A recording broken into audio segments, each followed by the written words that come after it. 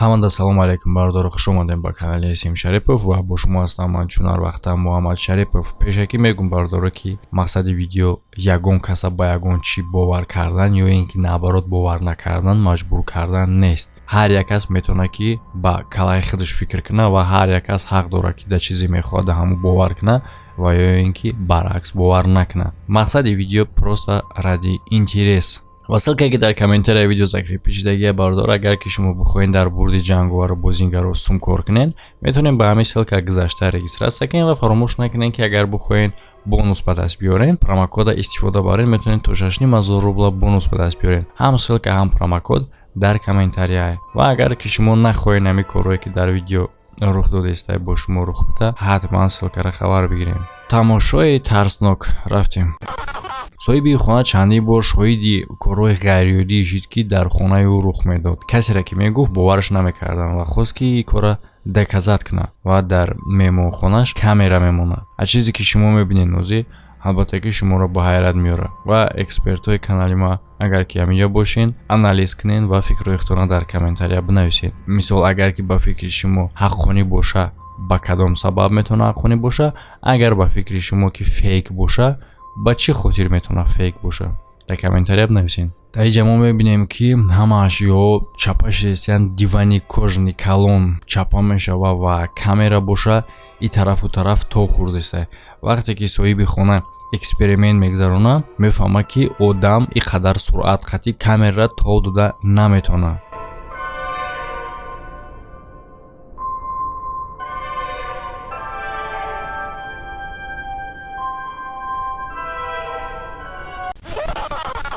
Кёртис ёдаме астае ки мега дар хонае ки нав кӯчида омадагие ҳар гуна овоз мешнава. Уже як моҳ шид ки ҳамин кор давом додааст.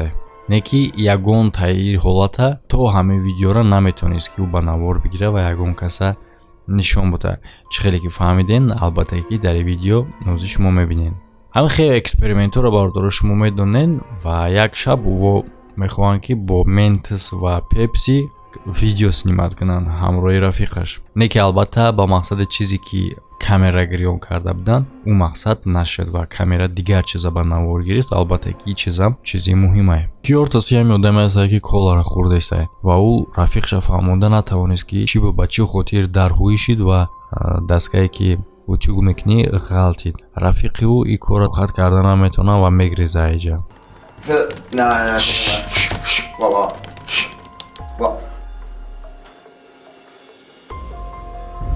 Dude. What? Dude. What? Look. What? Look. What? Let me out.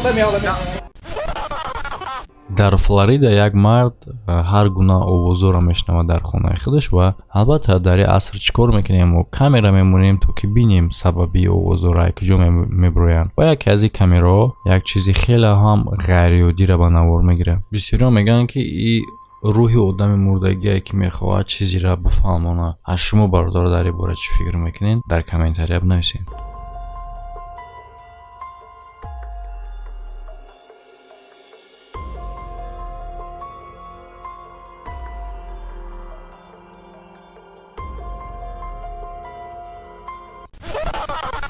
дар ин видео бародаро гудак дар пеши оина нишастагие ва бо сурати худаш бозӣ кардааст. Мисли ҳар вақта вақте ки падараш дар коре, модараш фикр мекунад ки ӯро ба навор бигира ва ба падараш роӣ кунад. ва шумо мебинед ки ӯз дар оина чӣ рух медиҳад. Бародаро агар аз ҷиҳати монтаж бигирем, ин кора ба монтаж, ҳама кора ба монтаж карда мешавад.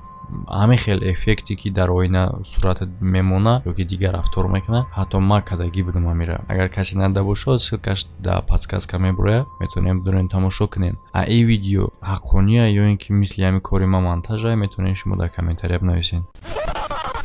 дар ин видео саг хеле тарснок ба тарафи кухни нигоҳ дорад ва ларзидаст, ҳамгӣ мешавад. хӯрока дар пеш саг мемонам, ягон хеле саг реагировать намекунад дар хӯрок. ӯро наздик ҳам мемона, фарқ надорад ва баъдан мардак фикр мекунад ки ба тарафи ҷое ки саг нигоҳ дорад ба ҳамонҷо барава. Не ки дар инҷа ягон чӣ намебинад. дар тамоми видео саг ба тарафи соҳибаш нигоҳ намекунад ва ба ягон фармони ӯ гӯш намедиҳад. Не ки савол дар инҷае ки ба чӣ хотир ва ӯ ба куҷо нигоҳ дорад ва чӣ дидааст ки ин қадар тарсидааст. реал нест, ҳаг ларзидааст. Инҷа бисёр гапҳо мешавад. Бисёриҳо мегӯянд ҳайвонот нисбати одамо бо хубтар мебинанд ягон чизи ғайриоддиро. Як тарафи дигаш метавонад бошад ки мумкин просто саг бемор боша барои ларзиданаш. Агар бемор боша ба чӣ баъд як тараф фақат нигоҳ кардааст? Ман намедонам бародаро, шумо фикрҳои худтонро дар комментария бинависед.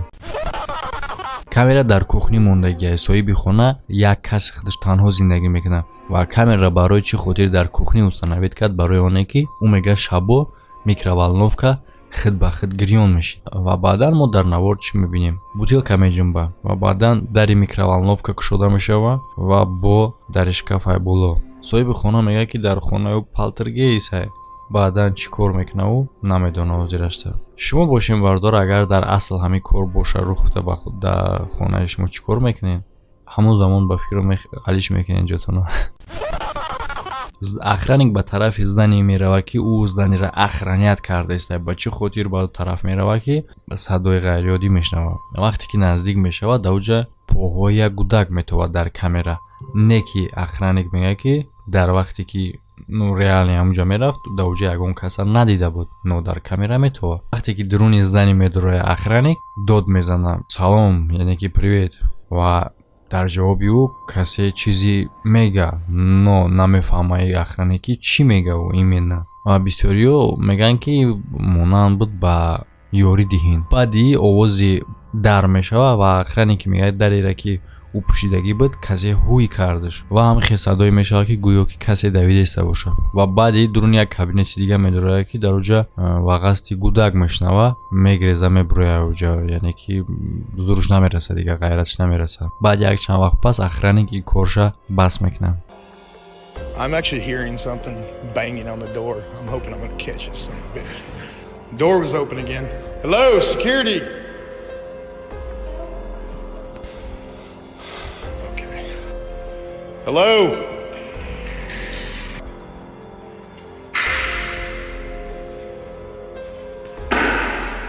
Hey, you need to come out. I'm not playing anymore. Jesus fucking Christ. Okay, guys. I'm really not sure what's going on here. Nope. Yeah, I'm fucking done. И бародаро запис нест, и прямой эфир ки дар телевизор нишон додаштагӣ ва шумо дар балави экран дидастен ки намуди зан метова ва баъди эфир одамо бисёр дар телевизион нома нависонданд ки и призраки занакай ва шумо набояд уҷа мерафтед. Не ки чӣ хеле аст нест, и прямой эфире ки гузаштагӣ буд бисёриёро хеле ҳам сахт тарсонд. Аз шумо бошем бародаро, фикрҳои худтонро дар комментария нависед, барое ки ин гуна кора монтаж кардан реална дар прямой эфир камтар проблематично. Ну, по желанию кардан мешава, но дар прямой эфир ки мекунад ира мисол ба чӣ хотир мекунад? Агар монтаж боша, агар монтаж набоша, пас кие ӯ? Барое ки ба сюжет даоҷа бояд ягон кас намеистод. Но ҳаст. Як мард дар YouTube навореро паҳн мекунад ки ба воситаи камераи видеонаблюденӣ дар пеши дари худаш ба навор гирифташтагӣ. Ӯ танҳо зиндагӣ мекунад ва вақти ба навор гирифтани ҳамаи кадр ӯ дар хона набуд. Дар видео дида мешавад ки ба назди дари ӯ як занак меояд ва стук мекунад. Як чанд бор стук мекунад тарафи дар, хичада дар меҷиқа ва баъдан бо нобуд мешавад. Ва баъде ки ӯ мегреза мерава, як фигураи сиёҳ дар тиреза намоён мемонад ва баъд аҷа гапае ки сояе ки дар назди дар пайдо мешава, ай дур намеояд, аз воздух пайдо мешава. Анаки шумо фикр кунед бародаро ки ин чӣ соя буд ки занака тарсонд ва ин занак ки буд? Мисол як занаке буд ки омад ба дари стук кард ва аз ӯ тарафи оина як сояи одамворӣ, калаи одамворӣ, на чӣ хеле ки шумо дидастем, пайдо мешава, занак мегреза мерава. Неги чӣ хеле буд набуд, и соя ба фикрам ки хонаи одамо аз дуздӣ наҷот дод. Албатта бародаро, ягон кас омад дар ягон чӣ бовар кардан, бо мегум ё ин ки бовар накардан маҷбур намекунам. Шумо метавонед хулосаи худтонро бироред ва фикри ақидаи шахсии худтонро дар комментария баён кунед. Ҳамада хайр бародаро, то видеоҳои оянда.